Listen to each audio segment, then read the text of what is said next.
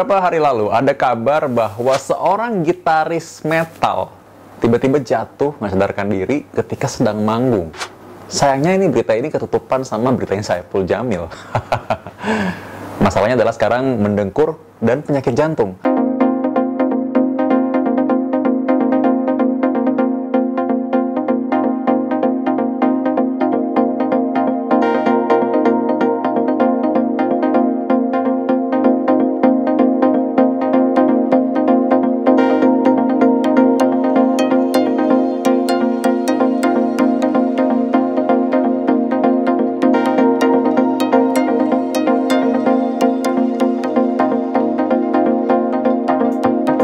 Misalkan orang mendengkur tandanya penyakit jantung.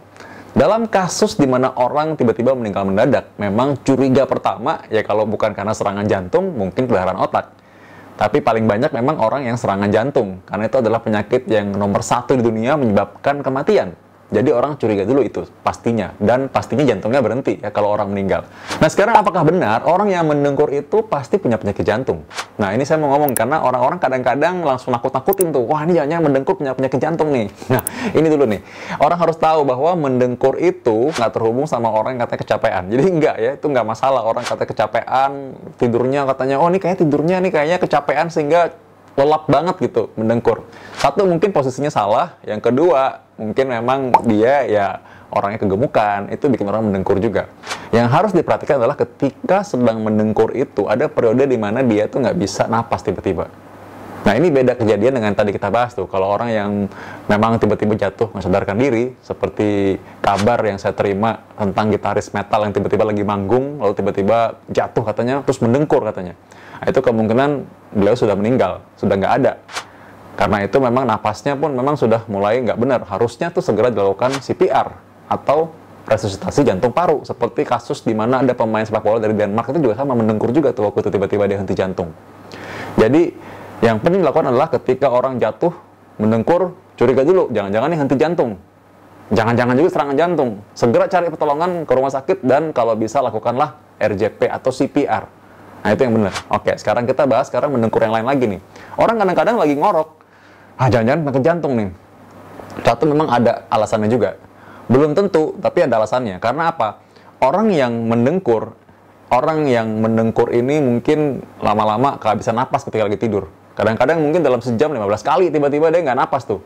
Terus kebangun gitu. Pernah nggak lihat orang tiba-tiba kayak ketelan lidahnya gitu kan? Terus tiba-tiba dia bangun, tidur lagi, bangun lagi karena ketelan lidahnya. Nah, ini bisa menyebabkan orang jadi punya penyakit jantung, aritmia, gangguan irama jantung, bisa stroke, dan juga men-trigger atau memicu serangan jantung. Ini benar karena menyebabkan seorang ada peningkatan tekanan darah ketika sedang tidur.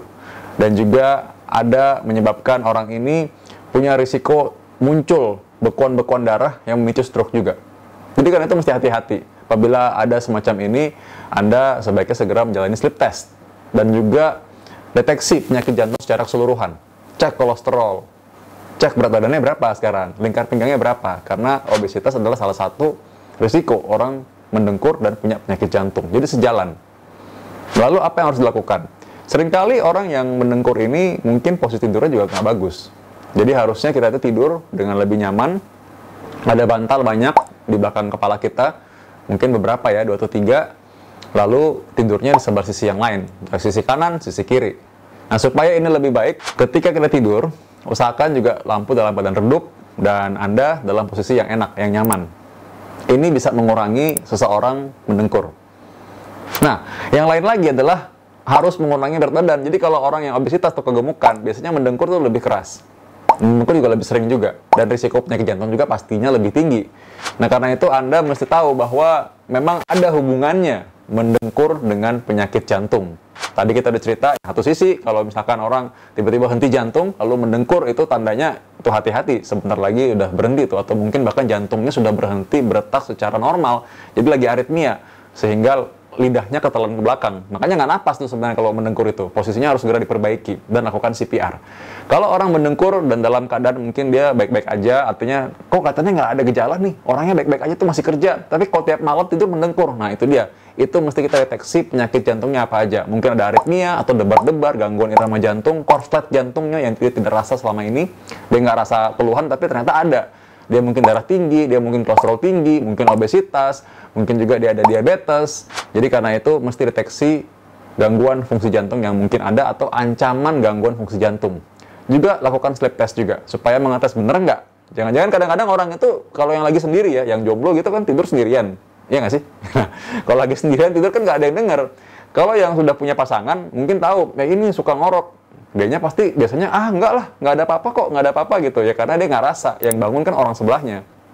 Jadi kadang-kadang kita perlu sleep test untuk memastikan apakah benar ini tergolong sebagai OSA atau gangguan ketika tidur yang menyebabkan seorang itu tidak nafas.